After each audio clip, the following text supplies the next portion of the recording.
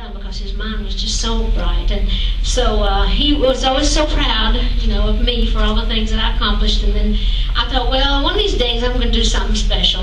And my daddy got to live long enough to see the Imagination Library take form, and the kids calling me the book lady. So Daddy was so proud of that. I was never ashamed of my dad for that. He just always hated that he couldn't read and write. He couldn't even write our names, all the 12 kids he had. I know, but it makes me sad to think about it now. But that's one of the things that I'm so proud of. But not just my dad, but a lot of country people and a lot of folks don't get a chance to read and write. You don't have to be poor people from the country. I know a lot of people through the years since we started the program that have their own stories to tell.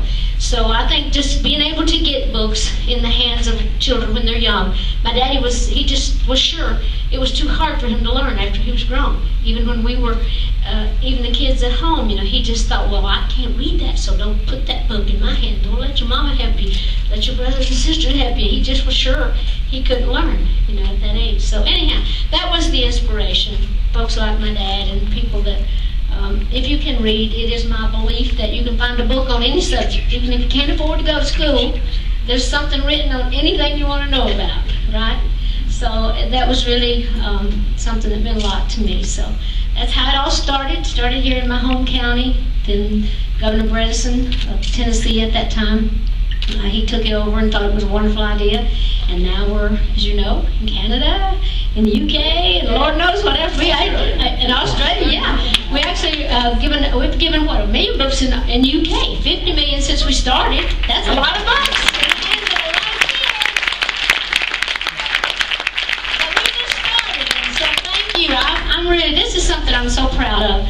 People ask me if what I'm proudest of, and I said, well, I'm proud of everything I've ever accomplished because it was my dream to be in show business and to get to be a star. But one of the things I'm proudest of is just doing this and being able to work with the children and knowing that I'm doing something bigger than me and better than anything that I might have dreamed. So I just think it's wonderful to help our little children. Okay, hi, Dolly. Now what do you want really now? Oh, I'm not going to ask if they're real.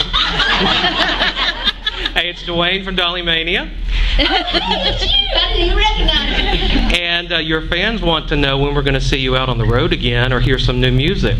Well, that's a good question. I've taken off for a while because I've been doing a lot of work. As you know, I've helped put together a family show here in Dollywood at the park called My People, and it does feature a lot of my relatives, my brother Randy and my sister Cassie, a lot of my nieces and nephews and cousins.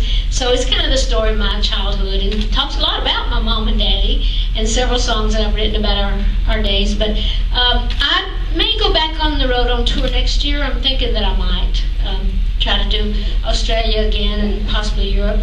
We haven't set any dates yet, but I'm thinking along those lines.